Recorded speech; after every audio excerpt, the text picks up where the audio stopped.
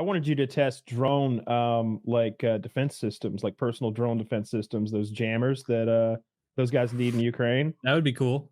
I want you to test various the drone technology against those and figure out which how to detect what jamming frequency the Russians are using, and then how to project that. What about a frequency that disables like a Malinois?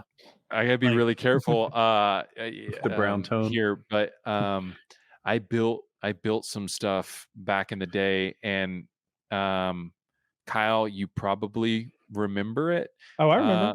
Yeah, and so the crazy thing is the organization I built it with was telling me that they were utilizing it in a conflict abroad, and were asking about me coming in for some things that, because they were trying to solve for swarm problems. Mm-hmm. So for those who don't know what swarming is, it's just a bunch of freaking drones. Mm-hmm. And so one drone with a payload's relatively easy to stop. You have like your iron domes, your curtains of, munitions and stuff like that, or nets. But when you swarm, you can stagger and offset in a way that's very, if not impossible, to defend, because you could stagger 1,000 of them, for the next 10, 20 minutes. And using, again, cameras with facial recognition and stuff like that, object recognition, which is even more terrifying. That when we were doing this stuff, this was before DJI was a thing. 3D robotics and maybe Spark Fun. A lot of this stuff was Arduino based back in the day. But now it's even crazier knowing that, you have DJI mapping all of US and everything else. But they were trying to figure out and solve for these swarm problems. And I see people like, you know who Palmer Luckey is? No. You have to check him out. He's, again, this eccentric tech. But where's mogul. this going? Did you solve for a swarm problem? No, it's just interesting that they were using some of our old stuff for this, and I was like, I don't want to touch anything with a 10-foot pole that is going to be in a conflict. Like I'm like, do not want to be involved. But they're looking at like really interesting things around the world of like EMPs and stuff like that. For swarm problems. I wonder why they can't take out surveillance drones with a shotgun. Like, so not me. Right? I'm not special with a shotgun, but I've seen Kyle. Nets are pretty effective. They have like ballistic nets that are pretty effective. A lot of those drones, again, I can't really. Oh, wait, hang on. I can't condone this, but a lot of them work off of RF, and you can jam those, and you can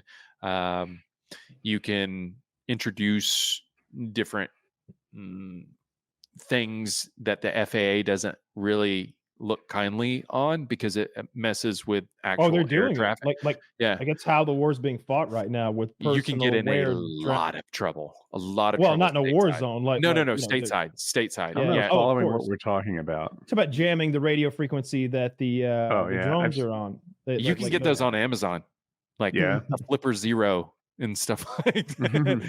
Yeah.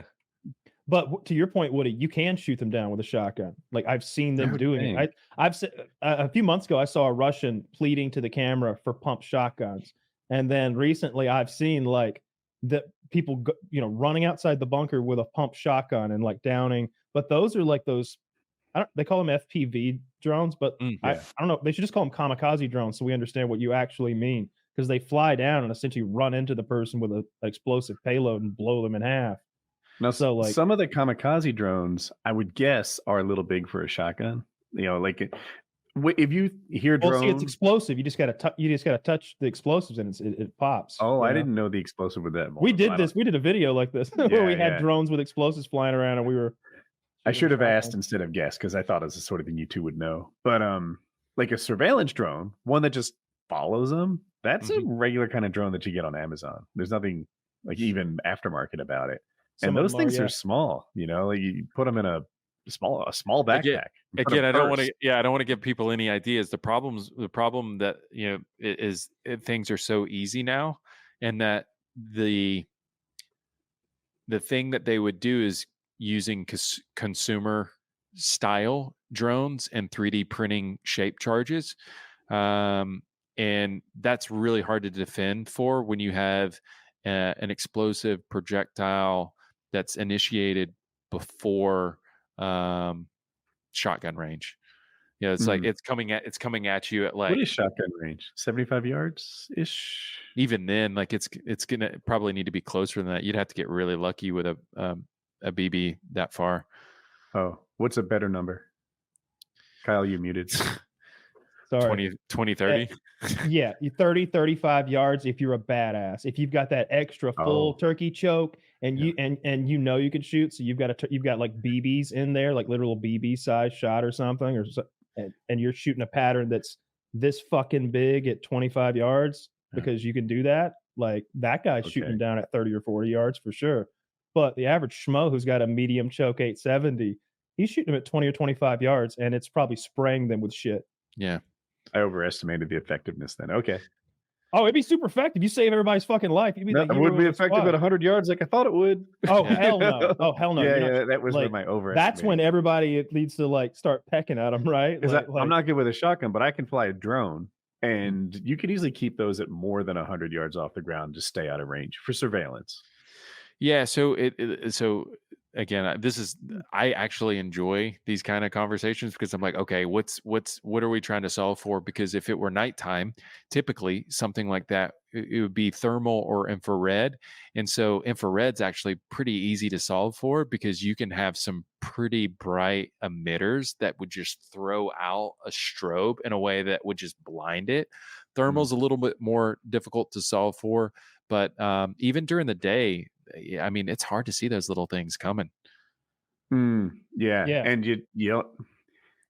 again, I was talking about surveillance, which I think is one of the harder problems to solve because they're cheap. You don't want to use something expensive to shoot it down because they spent $200 to put it up. And also you can fly pretty high, 400 feet, 600 feet, and still see really well. Yeah, they're out of range. I mean, I feel like you guys are tech enthusiasts. So if you really go down the rabbit hole of like some of the known defense programs in like the 2010, 2015, I forget the names of them, but essentially there's different aircraft and satellites that are constantly surveilling certain areas, and the capacity of it was upgraded over a period of time based off of camera sensors and storage. What you could do is rewind 15 frames per second an entire city. So if you wanted to track somebody, you didn't need to catch them on camera. You just needed to rewind their pattern of life that day. So a lot of that stuff, that's that looks sweet. Their pattern of life that day I follow. But the scene I keep seeing, and I'm no expert, I'm on Reddit watching kill videos and stuff, is they have one surveillance UAV or drone that can stay up for quite some time. And it's searching for little foxholes, little caves, watching people go into their little fortified dugout. You need that thing with its loiter time to figure out where the bad guys are. And then that guy communicates to the kamikaze drone and says, go straight to here. And artillery, anything they want. Oh, sure. Yeah. But if you just take out their surveillance drones and you're either Russia or Ukraine, then you've done something that helps your side.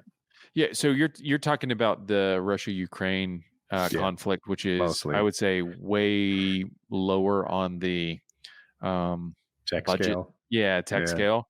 Where U.S. has things like Global Hawk and stuff like that will loiter for weeks.